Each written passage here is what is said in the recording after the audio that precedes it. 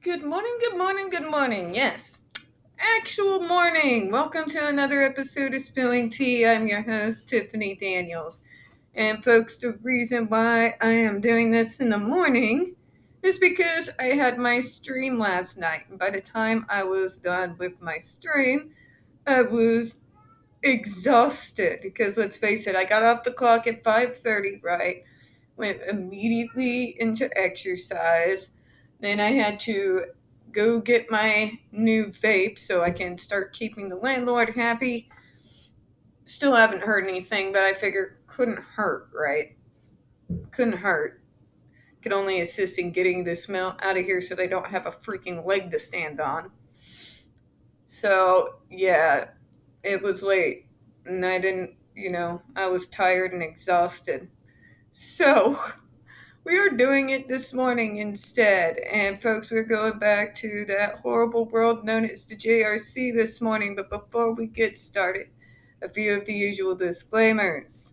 All right, folks, you are going to see the link to this report in the description box, alongside the other pertinent links to the Stop the Shocks campaign, including Autistic Hoya's massive archive on the subject, literally everything you would want to know about the JRC and all the shit they've been trying to hide for years, you will find in that archive, alright? We also have the tin plates, folks. You know the drill. Sign your name, click on your senator. Let's get those out there. Now, there's another resource just coming out that ASAN's putting out there, a way to get all the phone numbers and everything for everyone, just in case, they want to do with their whole, I ignore it because it's a petition, like, AH and her gaggle of stooges. Well, in that case, folks, we have an alternative, so I will go through my email, grab that, and start putting that in the description box for you as well. We also have the ever-present and self-explanatory Change.org Shut the Judge Rotenberg Center Down petitions. Now, folks, two trigger warnings. First of all, it is a 1982 report. They use such terms such as mental retardation and other stupid phrases from the bygone era. So, sorry for the ableist language, okay? But I'm just reading the report as it is written. And yes, folks, back then in 1982 especially, they thought ABA and adversives were a good idea. So there's also that. Also, folks, when we talk about the JRC, you're going to hear vivid descriptions of, especially in this report, and catch clips of surveillance footage of people with disabilities being tortured and abused. If you got young children present, please use your headphones, all right? All right, and obviously, folks, I'm in a babbly kind of mood, and let's face it, I'm a space cadet on the best of days, so if I stumble over my words this morning, my apologies in advance, alright? Got my brain on a million things at once. I got a lot going on, so let's get to it. This is where we left off yesterday. Special permit. These are going to be the B standards violations. Hopefully that special permit no longer exists because, quit punishing us for existing while being disabled. Okay? If that could be a thing, that would be fantastic. Just saying.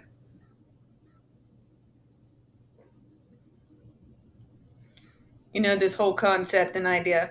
Ignore them when they're screaming in pain because of sensory issues. They have to get used to it. Honey, are you ever going to tell a child who's getting punched in the face that they have to get used to it?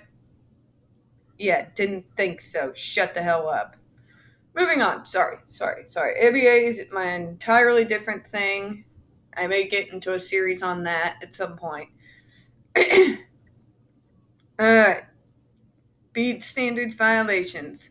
The special permit program requirements, B standards, referred to in Section 5 of the special permit, are contained in the February 14, 1979 draft of the California Guidelines for the Use of Behavior Interventions to Restore Personal Autonomy. Hereinafter, the draft guidelines, see Exhibit D. Respondent has violated the draft guidelines as set forth below. All sections or standard numbers in this paragraph correspond to the standard numbers found in the draft guidelines. Sorry, folks, I am too tired to start. Well, screw it. It is 28. It's Roman numeral 28. Sorry. Usually I'm a lot faster than that, but at the end of the evening and the mornings, yeah, no. Respondent is in violation of Standard 1A2 of the draft guidelines, page 17, in that the facility on June 5th, 1981 was unable to produce, and at the time of service of this accusation is still unable to produce, written policies and procedures on 1. The use of adversive behavior interventions, hereafter called adversives. 2. The staff members authorized to use them. And 3. The monitored control of their use. Bam. And folks, even now, they do the paperwork to make themselves look good, but at the end of the day, folks, it's so generalized that the people who have investigated them since then basically have called them worthless. See, Kitty agrees. Tells him you. Tells him. Key says yes. 2. Respondent is in violation of Standard 1A 2B of the draft guidelines, page 17, in that June 5th, 1981, the facility was unable to produce, and at the time of service, this accusation is still unable to produce, written documentation describing the coordination and continuity of the total program at BRI for such an individual resident. Mr. Mew! What is the matters? Come here, kitty.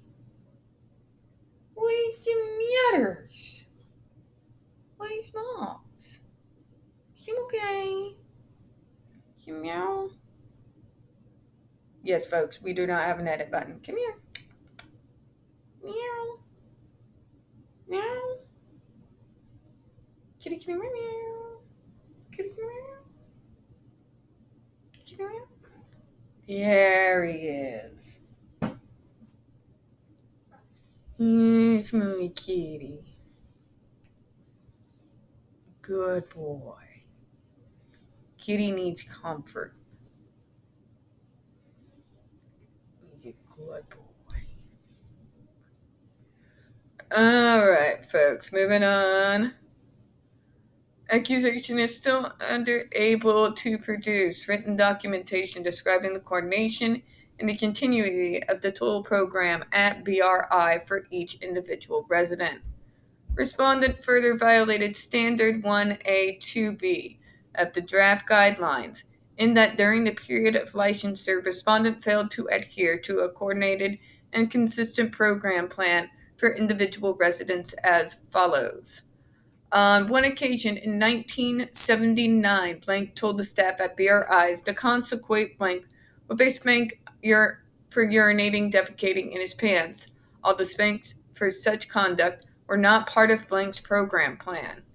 In or about March 1980, and for an unknown period of time before and after that month, respondent's employees administered spanks to blank for crying after he was spanked for neck snapping. Being spanked for crying was not part of blank's program plan. Really? So if you, crack your neck like that, they're going to punish you for that too? My God, you're not allowed to do anything other than be a fucking statue at this place. Being spanked for crying was not part of blank's program plan. By the way, can anyone explain this to me? Because this is such an oxymoron. If you get spanked, you're gonna cry. Seriously? So what? We're gonna spank you more for crying, which is gonna cause more crying. You ever been around a kid? God. During April 1980, spanks were administered to blank because he stopped running. Even though spanks for this conduct were not part of blank's program plan and were not recorded. What did they not spank them for? Oh, right. They get shocked for everything now instead of the spanks because, yes, that's better. God. C. During April 1980, spanks were administered to blank because he stopped blah blah blah. Okay, we read that. In or about October 1980, when blank was off treatment, a treatment worker snapped a rubber band at blank to make him move to another area. This was at blank to make him move. This wasn't adverse for blank, who feared rubber bands. Fucking sick bastards. During the periods of September the 3rd through December the 15th, 1980, and for an unknown period of time before and after that period, Rank frequently and inconsistently changed the program for residents, making it difficult for treatment workers to determine what current program was for an individual or to understand the program.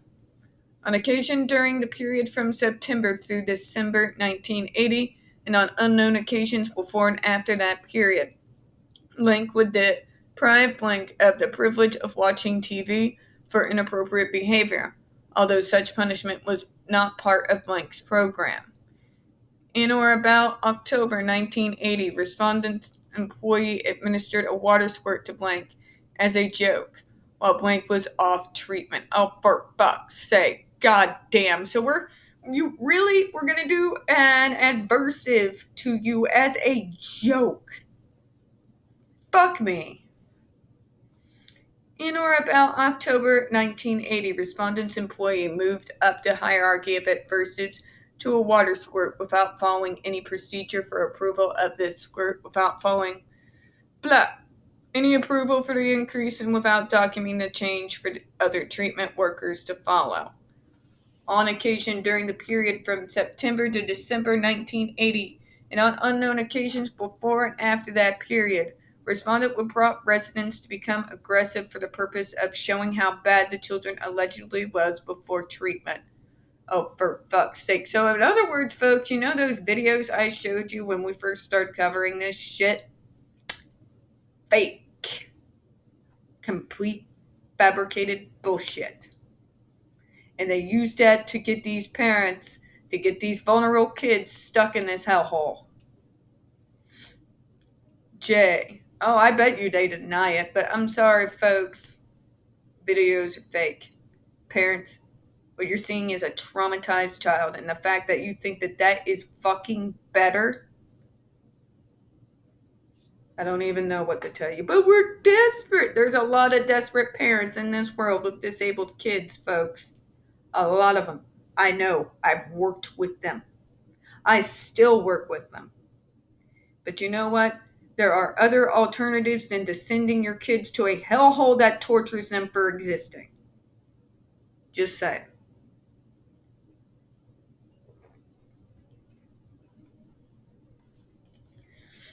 In or about December 1980, Blank was prompted to grab the secretary's hair so it could be filmed.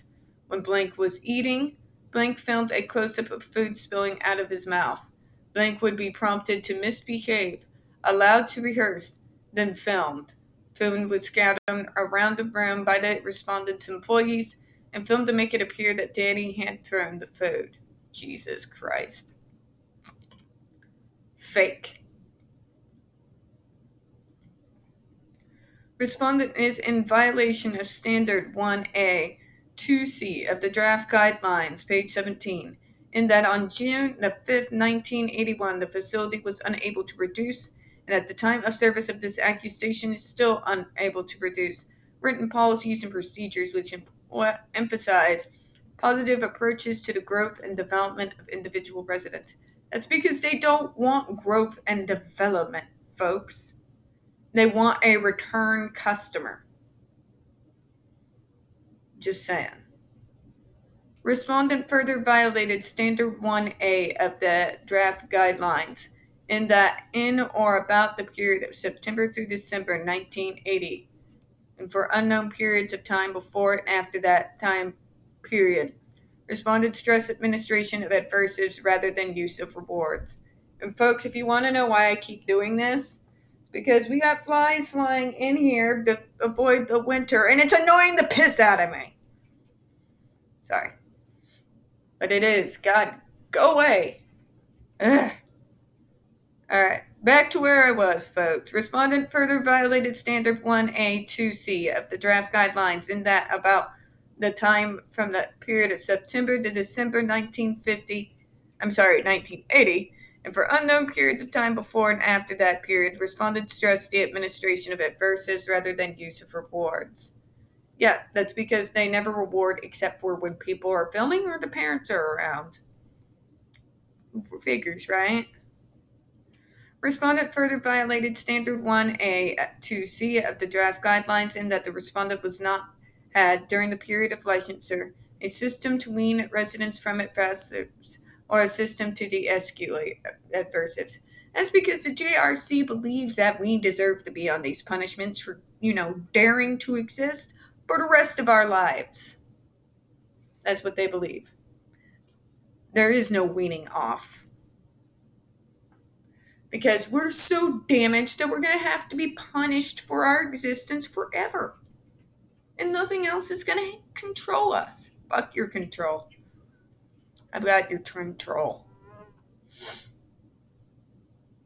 Respondent violated Standard 1A2D of the draft guidelines in that June 5th, 1981, all personnel were not fully aware of the facility policies of adversives.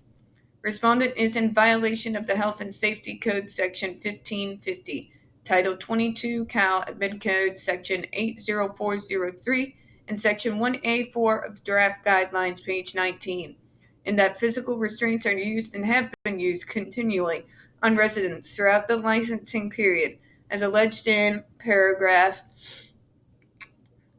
excuse me, folks, allergies.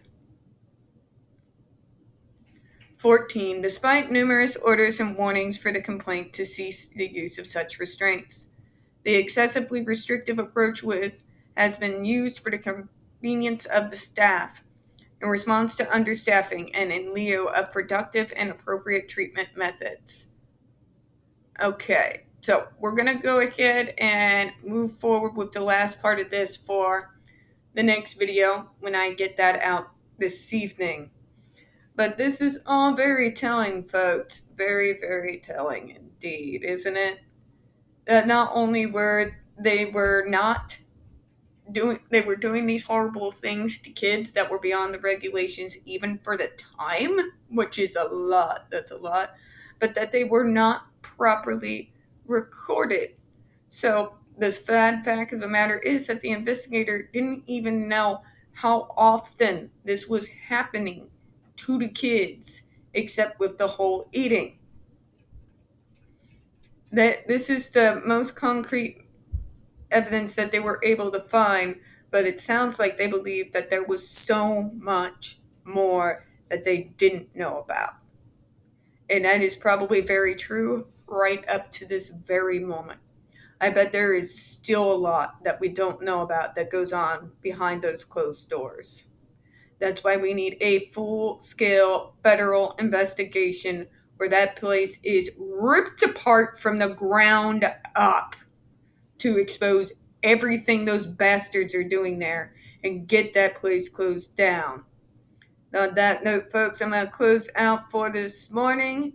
I'll have the other video out this evening, of course, and, put it out in the morning. We don't get very many views on this channel. The few that we do tend to get removed from time to time. So, folks, please don't forget to hit that like button, hit subscribe, and don't forget to hit the comments. I do appreciate your time this morning, and as always, we here at Spilling Tea hope you have a good one. Bye-bye.